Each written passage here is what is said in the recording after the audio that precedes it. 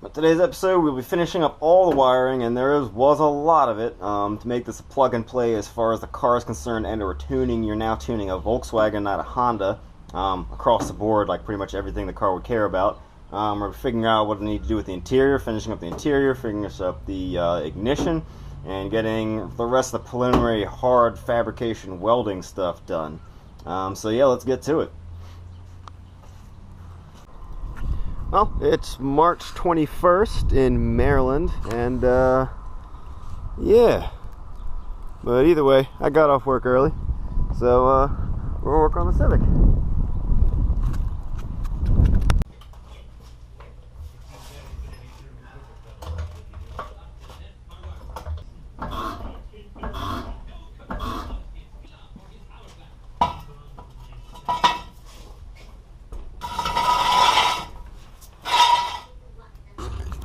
To me, the easiest way to make sure this works with the ECU I've been given is to give the Honda the Volkswagen fuel tank. So step one is getting the Honda fuel tank out of here and seeing if the Volkswagen one will even fit in the place of the Honda one. I don't think it will. I think it's larger, and even if it isn't larger, one of the main differences between these two cars is on the Honda, the exhaust runs out this side, the gas tank is spaced appropriately, and on the Volkswagen it runs out the other side.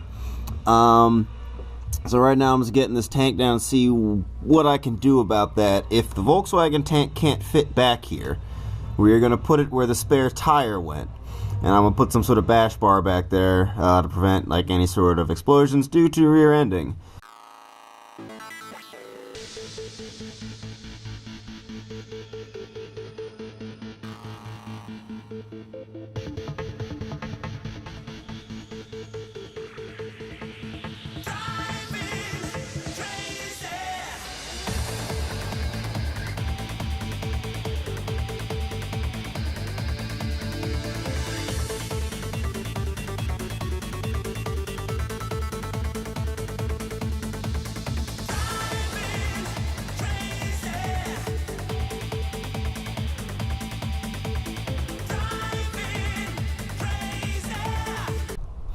I had a bit of a change of plans on this. I think it's easier if I just cut this here and made it to the Honda fill neck. I'm just going to remove all this emission stuff anyway. I really don't feel like getting it to work, nor is it necessary, especially if it's being tagged historic. Doesn't if it gets tested anyway. So yeah, I think what we're just going to do is cut here. Make an adapter or see what hose will just fit over that, and then just run it over to the factory fuel filler on the Honda, and even use the factory Honda gas cap. Like I said, I really don't care about check engine lights that much. I don't expect everything to work perfectly, nor do I expect, of all things, a Volkswagen not to have a check engine light after being put into a Honda.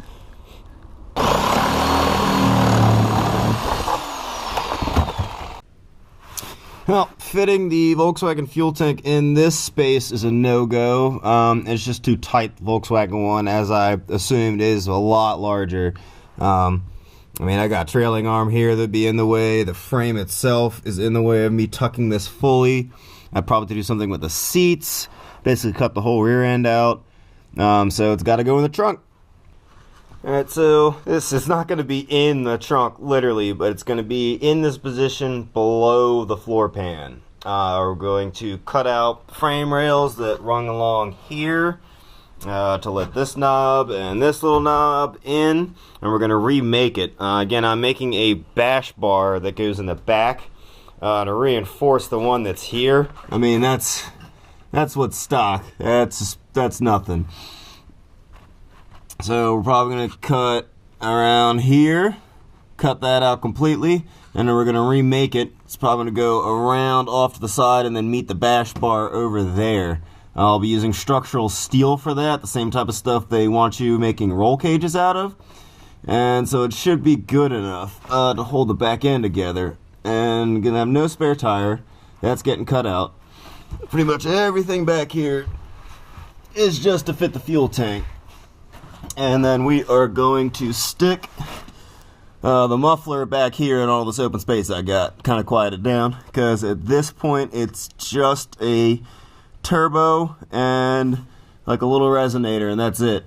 Turbo does muffle noise, but I don't want to be the loudest thing on the planet. It's gonna get enough attention as is without that.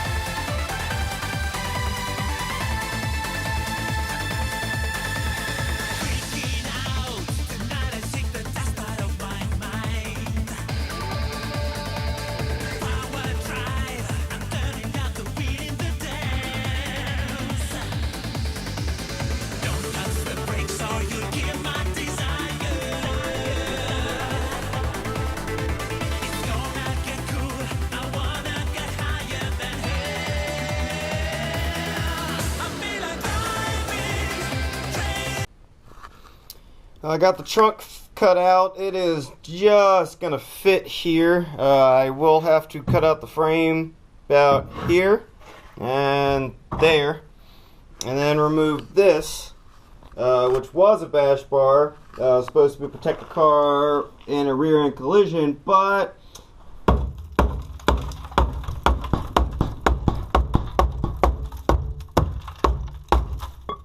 yeah, I don't know how well it would be working anyway, so we're removing it, and we're going to put a structural steel bash bar here, and then tuck the fuel tank up in here.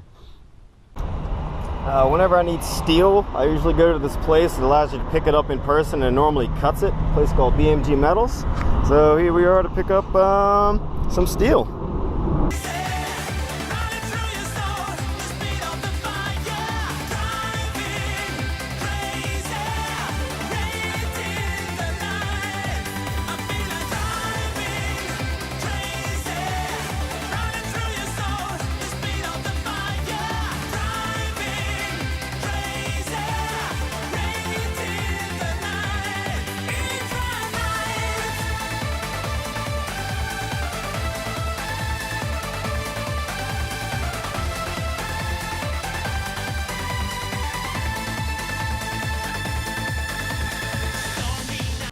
As a bit of a wiring life hack, I like to hold on to any old harnesses. I think this was out of the HVAC system on my BMW. But I like to hold on these harnesses because they contain a whole bunch of little fancy multicolored wires.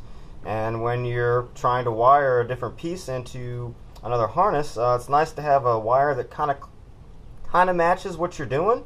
Just makes things easier when you're not dealing with like 17 red, yellow, blue wires and trying to remember like what went to what. You can say, oh, I got the Honda one is red and blue, and boom, here is a BMW red and blue.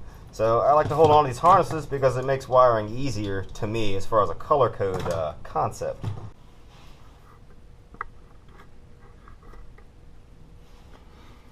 Just doing some wiring.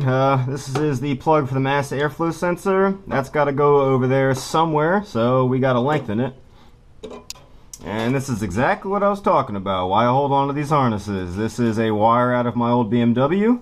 It is a black and green twisted around each other, and lo and behold, guess what's in the Volkswagen one? So that was meant to be. Look at that. Seamless. So yeah, on my old turbo setup, obviously the turbo was blown, but it's ridiculous just how blown it was. Literally every time I moved the intercooler system around, just more oil comes out of the system. I mean, I was going through about a quart of oil every week, just normal driving about 100 miles a week. It was ridiculous. Tricky, tricky. They made 2 wires on this solid red, and I almost cut this whole thing before I was like, wow, there's a lot of red wires on there. They probably go to the exact same source, but just in case, yeah, we're going to splice them one by one. The last thing I want to do is be tracking down some sort of weird ignition issue because of this. Alright, moving on to these custom harnesses I had to make because things are not in the same location as they would normally be, obviously. This is for the gas pedal. This is for the fuel tank. The fuel tank didn't actually really even have to be that long. I guess a Jetta is a lot longer than a Civic. The wiring wound up being pretty close to where it would need to be anyway. But either way, it does still need to be about a foot longer. So that's the harness for that. And these bad boys, probably 40, maybe even 50 wires between the two of them. are for the cluster, the Volkswagen cluster, where you get all the information from. And yeah, those were some doozies. But now we got to get them in the car, and then I'm actually done with wiring as far as all the custom stuff. Everything else is pretty much plug and play. Back at it again on this really nice day. Actually, I'm not used to it being nice out, so I don't know what to do with my hands. But we are back at this. Right now I am getting the Mark IV fuel tank into this car. It was the easiest solution I had on my end. It means I don't need to retune. I can use my Factor tune I already have on hand. That saves money. It means in the future the tuning is all done by a Volkswagen, basically. Like if you need to drop a VR in it, boom, retune, ECU, good to go. You don't need to do anything else. You don't need to fiddle with fuel pump, upgraded, blah, blah, blah. I also had doubts as to the Honda's 1.6 factory fuel pump even being able to actually fuel the 2.0 turbo. I mean, easily double the fuel, if not more, needed. So I just had doubts that the little 1.6 fuel pump would be able to pull it off, so I didn't bother with that. So to me, the easiest way to do this, put a Mark IV fuel tank in the car. It does not fit where the old one went in the Honda. It will fit back here. With one asterisk, it kind of doesn't. We will be removing this part of the frame and that part of the frame completely, and pretty much leaving me with a hole that allow the fuel tank to actually get up in here. This is going away. Obviously it's not really going to protect me in a crash anyway, so but yeah, we're adding a structural support beam here in place of this. This is schedule 40 structural steel, essentially stuff you'd make a guardrail out of, a roll cage, something that needs to take a hit. So that's what I'll be using in place of this bumper. It's going to sit right about there and then meet the frame. But pretty much all this is going away.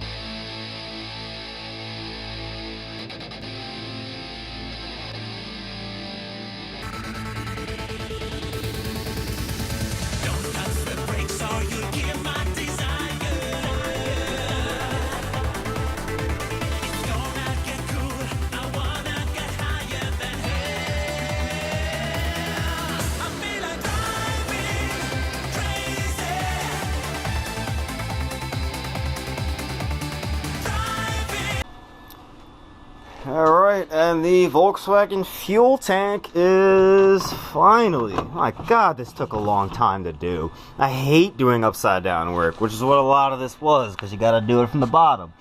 But yeah, the fuel tank is in there. I do need to make a bar that's gonna go over the top of this with some sort of foam, maybe something, I don't know, to kind of push down on this so it actually doesn't go anywhere. But it is strapped in. Everything's welded up. I got the custom tabs that needed to be made. Yeah, it's finally in here. Yeah, this was a process. But yeah, this allows, essentially this car, as far as the ECU is concerned, is a Volkswagen. It doesn't know the difference, besides the fact there's no ABS information. Yeah, so we are good to go with the fuel tank. Again, got the bash bar set in. This should take a hit. I mean, it's structural steel. It's pretty heavy duty. Worst case scenario, the tank gets cracked as opposed to absolutely crushed. Working on splicing the Honda power steering line with the Volkswagen power steering pump in the hopes that the pump will just run the Honda rack, and that's going to be the end of it. I'm going to cut it here in case I screw up. I can cut it there again. I would normally go there for cleanliness, but I don't want to screw this up because I only got one of these. I don't feel like getting another one.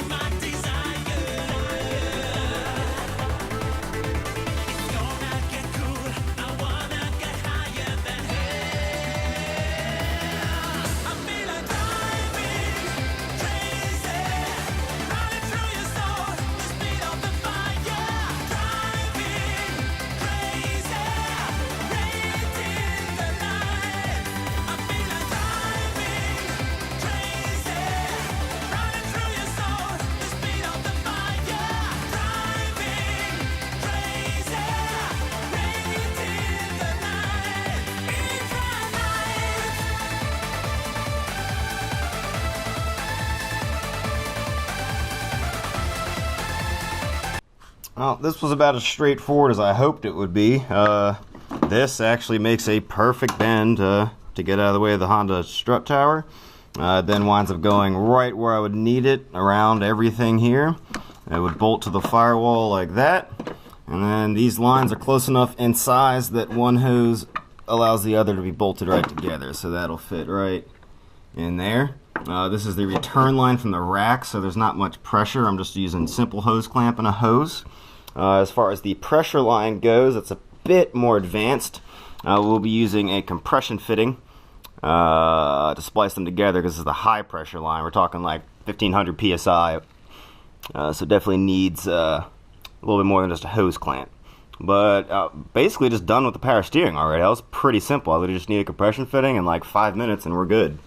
Now we're moving on to the clutch next.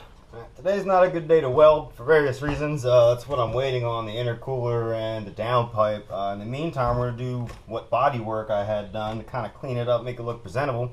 Starting with some custom door cards. I've actually done this before. I know I can do it. Right now I'm just making the template for it that goes over the door. We will then be using sheet aluminum to make the actual panel. Yeah, like I said, I've already made these panels before. This is my second time making my own door cards. This is the one for my BMW race car. Help me get the cage in there. But this is just made out of sheet aluminum. I actually made this bend just by sticking it in a door and kind of body slamming it. This is bolted to the actual door of the car and then just rivets to hold it in. The Honda's is pretty much going to look just like this. The only difference being the door handle is a little bit different.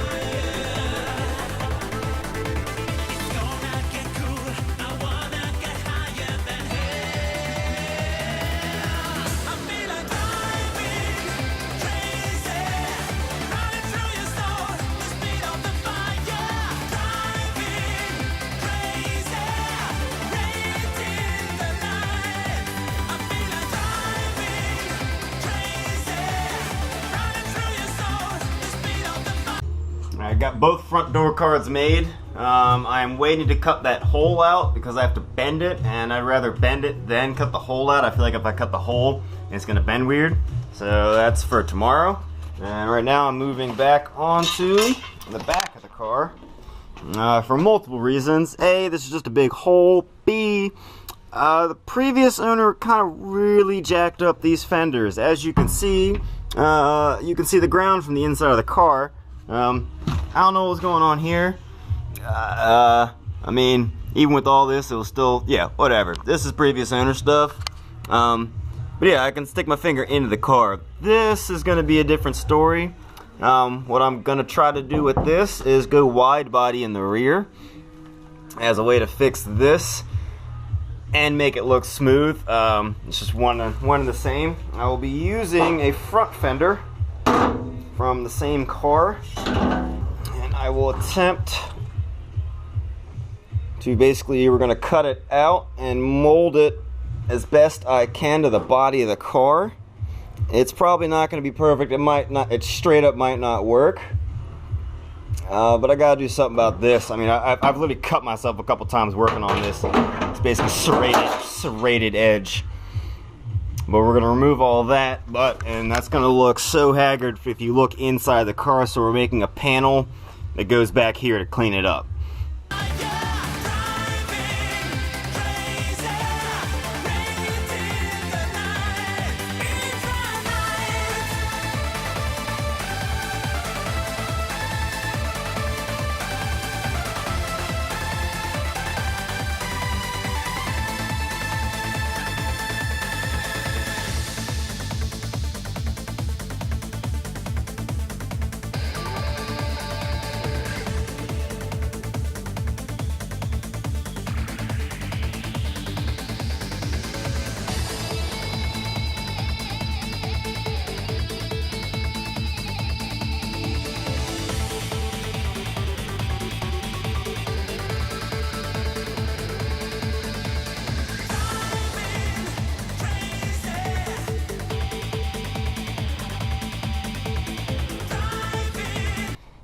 Finally, on the list of body panels I have to make, or at least interior body panels I have to make, is a trunk cover to kind of cover up this haggard mess that is the only way I was able to get the Volkswagen fuel pump in here, fuel tank. So we're going to make a large plate that covers this entire back area. Probably put a split right here so I can actually put it in. Maybe throw some carpet down. I don't know. We'll see how it goes later. And then the battery's going to go probably here. Actually, on second thought, it's probably over there, because that's the main fuse box is on that side.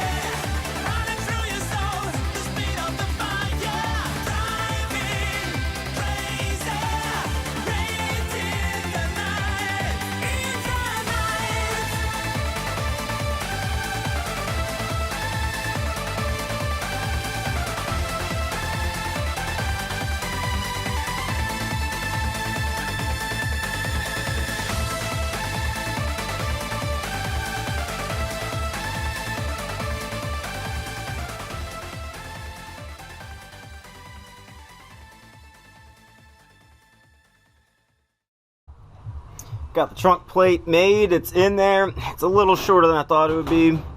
This was measured at 4. I probably need like 4.5, 5, whatever, it doesn't matter. Covers up the fact there's a fuel tank back here. That's all I really care about. I'm probably going to leave it unfinished or hit it with some bed liner, kind of like I did on my BMW. And that's going to go in.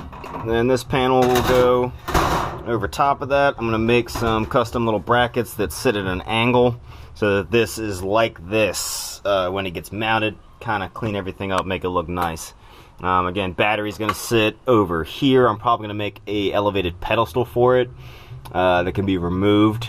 Maybe set it up this high. I don't know. I haven't figured that out yet. But that's like pretty much the next step for electrical. Alright, so that's where we're at the end of this. Now with the fuel tank fitted. Got got the bash bar in there. This is now basically a plug and play. As far as the car is concerned, it's a Volkswagen, minus the like brakes and stuff like that. But if you're tuning it, you're tuning a Volkswagen at this point, which is what I wanted. To me, that seemed to be the easiest way to do this. I didn't need to retune. I can use my factory tune. We got the fuel tank fitted. Got the back plate made. We got the door cards prepped.